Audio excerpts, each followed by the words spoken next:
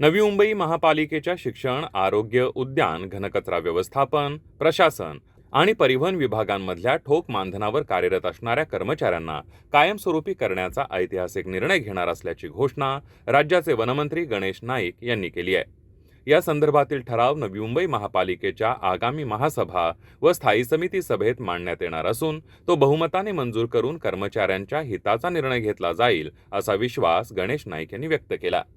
गणेश नाईक यांच्या उपस्थितीत झालेल्या कामगारांच्या बैठकीत ही घोषणा करण्यात आली. यावेळी श्रमिक सेनेचे अध्यक्ष व माजी खासदार संजीव नाईक, माजी महापौर तथा सभागृह नेते सागर नाईक, श्रमिक सेनेचे सरचिटणीस श्री चरण जाधव, विजय साळे, अध्यक्ष राजू सिंग चव्हाण, उपाध्यक्ष सुनील गावित आणि सरचिटणीस राम चव्हाण आदी उपस्थित होते. यावेळी बोलताना गणेश नाईक म्हणाले की गेल्या 12 ते 15 वर्षांपासून महापालिकेच्या विविध विभागांमध्ये करार पद्धतीनं व ठोक मानधनावर कार्यरत कर्मचारी नवी मुंबईच्या विकासात महत्त्वपूर्ण योगदान देत आहेत. त्यांच्या जीवनमानात सुधारणा घडवून आणण्यासाठी आणि त्यांना स्थैर्य देण्यासाठी त्यांना महापालिका सेवेत कायम करण्याचा निर्णय घेण्यात येत आहे. यासंबंधीचा ठराव सभागृह नेते सागर नाईक यांच्या माध्यमातून महापालिकेच्या स्थायी समिती आणि महासभेत मांडून तो बहुमताने मंजूर केला जाईल. विशेष म्हणजे पुढील 3 महिन्यांच्या कालावधीत या निर्णयाची प्रत्यक्ष अंमलबजावणी सुरू होईल, असा ठाम शब्द गणेश नाईक यांनी यावेळी दिला. बघा, बाब अशी आहे की ज्यांच्या माध्यमातून शहरातल्या जनतेची जी सोय करायची तो घटकच अतृप्त असला तर खऱ्या अर्थानं जनतेला जो रिझल्ट पाहिजे तो मिळणार नाही. आणि म्हणून मी स्वतः ज्याला चिंतन केलं त्याला असं ठरवलं की भविष्य काळामध्ये नवी मुंबई महापालिकेच्या अंतर्गत असलेले जे विभाग आहेत, ज्याच्यामध्ये प्रामुख्यानं शिक्षण विभाग आहे, शिक्षण विभागामध्ये एकही घटक, शिक्षक असो, तो शिपाई असो, तो तिथला झाडूवाला असो, तिथे वॉचमन असो, हा परमनंट झाला पाहिजे. Basic DA allowances, provident fund, ग्रॅज्युएटी. शिक्षण विभागानंतर आरोग्य विभाग आहे, त्याच्यामध्ये आया, दाया, वॉर्डबॉय, डॉक्टर्स, हे सर्व परमनंट व्हायला पाहिजे. नंतर परिवहन विभाग आपला आहे, त्याच्यामध्ये ड्रायव्हर, कंडक्टर. आता त्याच्यामध्ये परिवहनमध्ये 2 प्रकारच्या बाबी आहेत की महानगरपालिकेच्या परिवहन विभागाच्या बसेस, त्यांच्यावरचे ड्रायव्हर, तिथे कंडक्टर, त्यांच्यावर नियंत्रण ठेवणारे त्यांचे सुपरवायझर,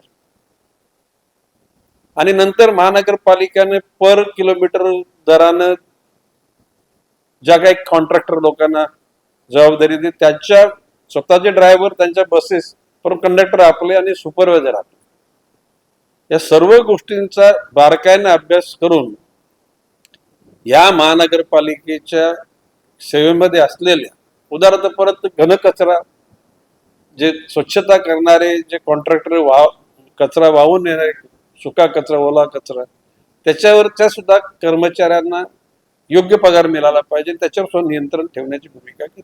या सर्व लोकांना परमनंट करून त्यांना जीवनामध्ये आनंद देण्याचं मी ठरवलं. माझे सर्व सहकारी त्या मताशी सहमत आहेत. प्रशासनाला ते करायला लावू आपण. प्रश्न असं की there is provision in law. या काही टेम्पररी लोकांना परमनंट करा, मान्य न्यायालयानेच आदेश दिलेला आहे. तर सागर नाईकांना गटनेता म्हणून मी सगळी जबाबदारी दिलेली आहे. ते यथासंग महापालिकेचे आपले जे उच्च पदाधिकारी आहेत, त्यांच्याशी, ज्येष्ठ सहकारी, त्यांच्याशी चर्चा करून मी दिलेली ही भूमिका त्या ठिकाणी मांडतील, प्रस्ताव मांडतील, चर्चा घडवतील आणि त्याला सर्वानुमते किंवा बहुमतानं पास करतील. आणि एक शहरामध्ये, महाराष्ट्रामध्ये हा एक नवीन मेसेज जाईल की या ठिकाणी अशा प्रकारच्या सर्वसामान्य जे कर्मचारी आहेत, या लोकांच्या जीवनामध्ये स्थिरता आणण्याचं काम आणि ह्याचं अनुकरण अन्य महापालिकांनी पण करावं, अशी आमची इच्छा आहे. महापालिका सेवेत कायम झाल्यावर कर्मचाऱ्यांनी जनतेला अधिक चांगल्या प्रकारे सेवा द्यावी अशी अपेक्षाही त्यांनी यावेळी व्यक्त केली. मी आज त्यांना उद्देशून ज्याला मी माझं संभाषण केलं त्याला सांगितलं की ज्या वेळेला तुमच्यासाठी, ज्याला याला माझ्यासारखा समाजसेवक ज्याला हे विचार करतो त्याला तुमच्याकडून सुद्धा कर्तव्याची पूर्ती पूर्ण व्हायला पाहिजे आणि त्यांनी तसा तो शब्द दिलेला. शिस्त निश्चितपणे पाळली जाईल, जनतेला रिझल्ट जे पाहिजे ते मिळाले जातील. या निर्णयाचा लाभ सुमारे 2,500 कर्मचाऱ्यांना होणार असून महापालिकेवर सुमारे 100 कोटी रुपयांचा अतिरिक्त आर्थिक भार येणार आहे.